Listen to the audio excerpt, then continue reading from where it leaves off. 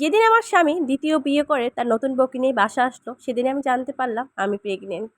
আমার বাচ্চা হচ্ছিল না, বিয়ের বয়স 8 বছর পেরিয়ে গেছে।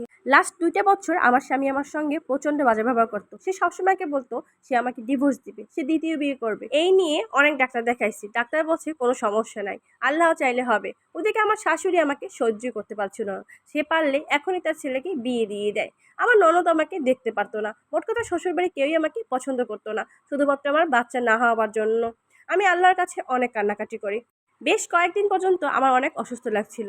আমার স্বামীকে বলতে সে আমাকে ডাক্তার দেখায়নি। হঠাৎ করে একদিন আমি অসুস্থ হয়ে পড়ি, তখন আমার শাশুড়ি আমার ননদের বাসায় গেছে।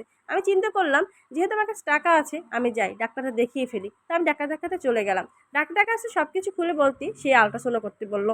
আল্ট্রাসাউন্ড করে জানতে পারলাম আমি মা হব। আমার সাথে খুশি আর কেউ হলো না। বাসায় তৈরি করে এসে 2 রাকাত নামাজ পড়লাম। আল্ট্রাসাউন্ডের রিপোর্টটা হাতে নিয়ে বসে রইলাম। আমার স্বামী কখন বাসায় আসবে তাকে আমি দেখাবো, সে দেখতে পেয়ে অনেক খুশি হবে। অনেক জল্পনা কল্পনা করলাম আমি। হঠাৎ করে দরজায় নক দিল। আমি দৌড় দিয়ে দরজা খুললাম, গিয়ে দেখি আমার স্বামী নতুন বউর সাথে দাঁড়ায় রয়েছে। তার পাশে বউ সেজে একটা মেয়ে। আমি ফ্যাল ফ্যাল করে তাদের দিকে তাকাই রইলাম। আমার স্বামী বললে, কি ব্যাপার, ভিতরে যেতে দেবে না? আমি তাড়াতাড়ি করে সরে গেলাম। আমার স্বামী আর তার নতুন বউ ঘরের ভিতরে আসলো। ততক্ষণে আমার বুঝতে বাকি ছিল না। তারপর আমি জানতে চাইলাম, কি হয়েছে, কি ব্যাপার, কিছু তো বলো, কে ও?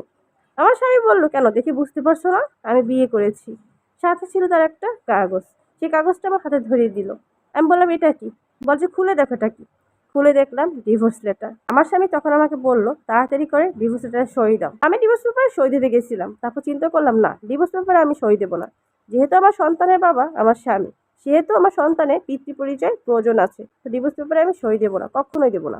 আরও চিন্তা করলাম আমি আমার রিপোর্টটাও তাকে দেখাবো না। কিন্তু তার পরক্ষণে আমি চিন্তা করলাম আমার রিপোর্ট দেখানো অবশ্যই উচিত। তো আমি আর আমার স্বামীর সঙ্গে থাকছি না। পরবর্তীতে সন্তানের পরিচয় দিতে গেলে সে আমাকে ভুল বুঝতে পারে, তাই আগে থেকেই তাকে জানানো উচিত। তারপর আমি ব্যাগটা গুছিয়ে চলে আসার সময় আমার স্বামীর হাতে রিপোর্টটা দিলাম। আমার স্বামীকে বললাম, দয়া করে তুমি তোমার হাতে যে কাগজটা দিচ্ছি সেটা খুলে দেখো। চলে আসলাম আমার খালাতো বোনের বাসায়। আমার খালাতো বোনের বাসাটা ছিল আমার স্বামীর বাসায় অনেকটাই কাছে, আর সেখান থেকে আমি যেখানে চাকরি করি সেখানে যাওয়ার সুবিধাটাও ছিল।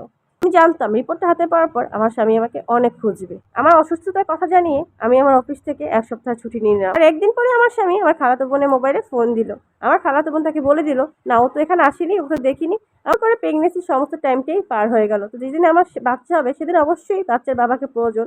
তাই আমার খালাতো বোনকে দিয়ে আমার স্বামীকে ফোন দিয়ে নিলাম। সে তড়িঘড়ি করে ক্লিনিকে চলে আসলো। তো এসে সে আমার কাছে গেল, আমার সাথে অনেক কথা বললো, আমার কাছে মাপও চাইলো। আমি তার সঙ্গে একটা কথাও বলিনি। তো তারপর আলহামদুলিল্লাহ আমার কাছে ছেলে হলো। ওখানে আমার শাশুড়িও আসলো, ননদও আসলো। সবাই ভীষণ খুশি। আমার স্বামী তখন আমাকে বাসায় নিতে চাইলো। আমি বললাম, না, কখনোই যাবো না। আমার স্বামী বললো, যাকে বিয়ে করেছো ওকে ডিভোর্স দিব। আমি বলি, কেন, একটা মেয়ের জীবন কেন নষ্ট করবা? তারপর থেকে আমি আমার সন্তানকে নিয়ে আলাদাই থাকি। আমার স্বামী মাঝে মাঝে আসে তার সন্তানের সাথে দেখা করতে। তা আলহামদুলিল্লাহ আমি আমার ছেলেকে নিয়ে খুব ভালো আছি। তো সবাই দোয়া করবেন। আসসালামু আলাইকুম, আল্লাহ হাফেজ।